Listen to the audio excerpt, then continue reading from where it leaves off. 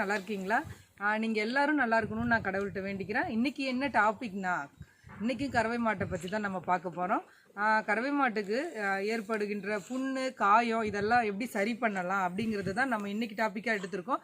நீங்கள் வந்து கறவை மாட்டு பண்ணை வச்சுருக்கீங்கன்னா கட்டாயமாக இந்த காணொலி உங்கள் எல்லாருக்கும் பயனுள்ள தகவலாக இருக்கும். வீடியோ ஸ்கிப் பண்ணாமல் பாருங்கள். நீங்கள் நம்ம சேனலுக்கு புதுசாக வந்திருந்தீங்கன்னா கட்டாயம் சப்ஸ்கிரைப் பண்ண மறக்காதீங்க. சப்ஸ்கிரைப் பண்ணால் மட்டும்தான் நாங்கள் போகிற வீடியோஸ் அனைத்தும் உங்களுக்கு நோட்டிஃபிகேஷனில் வரும்.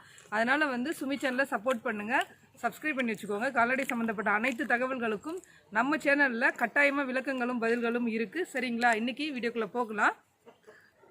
இன்றைக்கி வந்து என்ன பார்க்க போகிறோன்னா, கறவை மாடுகளுக்கு வந்து மாடு மேய்ச்சலுக்கு போகிறப்ப இல்லை வீட்லேயே கூட வேறு ஏதாவது அடிபடுற சூழல்கள் இருந்துச்சுன்னா நம்ம வந்து அப்போ என்ன பண்ணலாம், மாட்டுக்கு எப்படி ஒரு திடீர்னு போயிட்டு மாடு அடிபட்டதும் நமக்கு ஒன்றுமே புரியாது, என்ன இப்படி ஆகிப்போச்சு அப்படின்ட்டு. அந்த மாதிரி மாட்டுக்கு புண் ஏற்பட்டுச்சுன்னா, காயங்கள் ஏற்பட்டு ரத்தம் வழிஞ்சுதுன்னா நம்ம வந்து ரத்தம் வடியட்டோன்னு விடவே கூடாது. கட்டாயமாக ரத்தம் வழிய ஆரம்பிச்சதுன்னா நம்ம வந்து கையை வச்சு அதை அழுத்தி இப்போ நம்ம கையில் அடிபட்டதுன்னா நம்ம என்ன பண்ணுவோம், கட்டாயமாக அழுத்தி பிடிச்சி அந்த ரத்தத்தை நிறுத்த தான் பார்ப்போம்.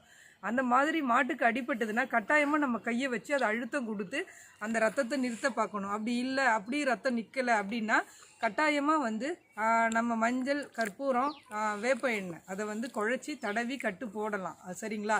இல்லை அளவுக்கு அதிகமான ரத்தங்கள் வழியுது அப்படின்னும்பொழுது நம்ம உடனடியாக மருத்துவர் அணுகி டாக்டரை வர வச்சு அவங்கக்கிட்ட வந்து சொல்லணும்னா ரத்தத்தை நிறுத்தத்துக்கு இன்ஜெக்ஷன் போடுவாங்க. சரிங்களா? ஒரு சின்ன லெவலில் புண்ணுன்னா ஒன்றும் பிரச்சனை கிடையாது. நம்ம சொன்ன மாதிரி கையால் அழுத்தி பிடிச்சி ரத்தத்தை நிறுத்திட்டு கட்டாயமாக வந்து நம்ம கையை சோப் போட்டு கழுவ நம்ம மறக்கவே கூடாது. சரிங்களா? அது ரொம்ப ரொம்ப முக்கியம். அதே மாதிரி மாட்டுக்கு ஏதேனும் அடிபட்டதுன்னா கட்டாயமாக இந்த ஃபஸ்ட் இயர் நம்ம கொடுக்கணும். அப்போ தான் வந்து மாட்டுக்கு அளவுக்கு அதிகமான ரத்தப்போக்கு இல்லாமல் கரெக்டாக சரி பண்ண முடியும். அதுவும் இல்லாமல் மாட்டுக்கு கால்லையோ இல்லை உடம்புலையோ முள் குத்தி இல்லை ஊசி குத்தி சீழ் பிடிச்சிதுன்னா வச்சுக்கோங்களேன், நம்ம வந்து கேர்லெஸ்ஸாக இருக்கக்கூடாது. வந்து மாடு தானே, சீழ் பிடிச்சா பரவாயில்ல, டாக்டர் வந்து சரி பண்ணுவாங்க அப்படின்னு நம்ம விடவே கூடாது. ஏன்னா நம்ம வந்து ஒரு சின்ன இடமா தான் இருக்கும் மாட்டுக்கு, ஆனால் அது நாளடைவில் என்ன ஆகும்னா அந்த இடத்த ரொம்ப பெரிய குழி மாதிரி ஏற்பட்டு அது நாளடைவில் மாட்டோட உடம்பே அழுகி போகிற அளவுக்குலாம் வாய்ப்புகள் அதிகமாக இருக்குது. அதனால் நம்ம என்ன பண்ணணும்னா, முள் குத்தி இருந்தாலும் அல்லது ஊசி ஏதாவது ஏறி இருந்தாலும் அந்த இடத்துல சீழ் கட்டிக்கிச்சின்னா நம்ம உடனடியாக வந்து கைக்கு க்ளவுஸ் இருந்தால் க்ளவுஸ் போட்டுக்கோங்க. அப்படி இல்லாட்டி நம்ம வீட்டில் தான் நிறைய கேரி பேக்லாம் கிடைக்குது, கேரி பேக் கையில் போட்டுக்கிட்டு அந்த சீழை வந்து வெளியேற்றிடணும். அழுத்தி பிடிச்சி வெளியேற்றிட்டு க்ளீன் பண்ணிவிட்டு ஒரு காட்டன் துணி வச்சு கட்டாயமாக சுத்தப்படுத்திடணும். சுத்தப்படுத்திட்டு நம்ம வந்து தேங்காய் எண்ணெய், மஞ்சத்தூள், கற்பூரம் 3த்தையும் நல்லா குழச்சி சுத்தமான வேப்ப எண்ணெயை நீங்கள் ரெடி பண்ணிக்கோங்க. ஏன்னா கடைகளில் கிடைக்கிற வேப்ப எண்ணெய்கள் வந்து பியூர் எண்ணெய்களாக இருக்கிறது இல்லை. அதனால தான் ஏன்னா எங்களோட அனுபவத்தில் நாங்கள் கன்றுக்குட்டிக்கு உடம்பு சரியில்லைன்னு வாங்கிட்டு வரும்பொழுது அந்த வேப்ப எண்ணெயை மேலே தடவியே மாட்டு கன்றுக்குட்டிக்கு ஒத்துக்காமல் போய் நிறைய அலர்ஜி ஏற்பட்டு நிறைய ப்ராப்ளம்ஸ்லாம் வந்துச்சு. அதனால தான் சொல்கிறோம், நீங்கள் வந்து வீட்டில் வேப்ப மரம் இருந்துச்சுன்னா கூட எடுத்து வச்சுருந்து எண்ணெய் ஆடி வச்சுக்கோங்க. சுத்தமான எண்ணெய் கொடுக்கறது ரொம்ப நல்லது. அதுவே வந்து உடம்பு காயத்தை கட்டாயமாக பரிபூர்ணமாக குணமாக்கிட்டோம். சரிங்களா? அடுத்தது என்னென்னா, வேப்ப எண்ணெய், மஞ்சத்தூள், கற்பூரம் 3த்தையும் குழச்சி அந்த க்ளீன் பண்ணோம் பார்த்திங்களா புண்ணு, அந்த இடத்துல வச்சுக்கிட்டு வாங்க. இப்போ வந்து இன்றைக்கி வைக்கிறீங்கன்னா நாளைக்கு அந்த இடத்த பாருங்கள், அந்த எண்ணெய் மஞ்சள் அப்படியே இருந்துச்சுன்னா நாளைக்கு வைக்க வேண்டாம், ஒன்றை விட்டு ஒரு நாள் வைக்கலாம்.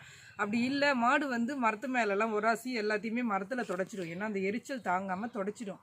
அப்படி இருந்ததுன்னா நம்ம டெய்லி வச்சுக்கிட்டு வர்றது ரொம்ப ரொம்ப நல்லது. சரிங்களா? இதை வந்து நம்ம கட்டாயமாக கவனத்தில் எடுத்துக்கணும். ஒரு கறவை மாடு வளர்க்குறோன்னா A to Z கட்டாயமாக நம்ம கண்காணித்து கரெக்டாக பராமரித்தா மட்டும்தான் மாடு வளர்ப்புலையும் சரி, எந்த விதமான நம்ம கால்நடை சம்மந்தமாக இறங்கி இருந்தாலும், எந்த விதமான கால்நடையாக இருந்தாலும் நம்ம வந்து கட்டாயமாக நம்மளோட உழைப்பும் சரி, நம்மளோட பராமரிப்பும் சரி, நம்மளோட கண்காணிப்பும் சரி, அது இருந்தால் மட்டும்தான் வந்து லாபகரமானதாகவும் சக்ஸஸ்ஃபுல்லாகவும் நம்மளால் கொண்டு போக முடியும். ஏன்னா நம்ம என்ன தான் வேலைக்கு ஆட்கள் வச்சு நம்ம கவனித்தாலுமே நம்மளுமே போய் அந்த பண்ணையை பார்வையிட்டு நம்ம செய்கிறது ரொம்ப ரொம்ப நல்லது. ஏன்னா நம்ம தான் ஆள் போட்டுட்டோமே, அவங்க பார்ப்பாங்க செய்வாங்க. நான் இருக்கிறவங்களையும் நான் குறை சொல்லலை, நம்மளோட கண்காணிப்பும் அதில் இருந்தால் இன்னுமே நல்லது. அதுதான் நான் சொல்ல வரேன். சரிங்களா? நீங்கள் வந்து கறவை மாட்டு பண்ணை வச்சுருந்தீங்கன்னா கட்டாயமாக இந்த காணொலி உங்கள் எல்லாருக்குமே ரொம்ப பயனுள்ள தகவலாக இருக்கும். அப்படி பயனுள்ள தகவலாக இருந்தால் சுமி சேனலுக்கு சப்போர்ட் பண்ணுங்கள், சப்ஸ்கிரைப் பண்ணுங்கள், உங்கள் நண்பர்களுக்கும் ஷேர் பண்ணுங்கள், தொடர்ந்து ஆதரவு கொடுங்க. சரிங்களா? நண்பர் ஒருத்தர் சொல்லியிருந்தாங்க, ஊசி மாட்டுக்கு ஏறிட்டதாகவும் சீடு பிடிச்சிருக்கிறதாகவும் சொல்லியிருந்தாங்க. நாங்கள் அவங்களுக்கும் ஒரு பதில் சொல்லியிருந்தோம். அவங்களுக்குமே இது ரொம்ப பயனுள்ள தகவலாக இருக்கும்.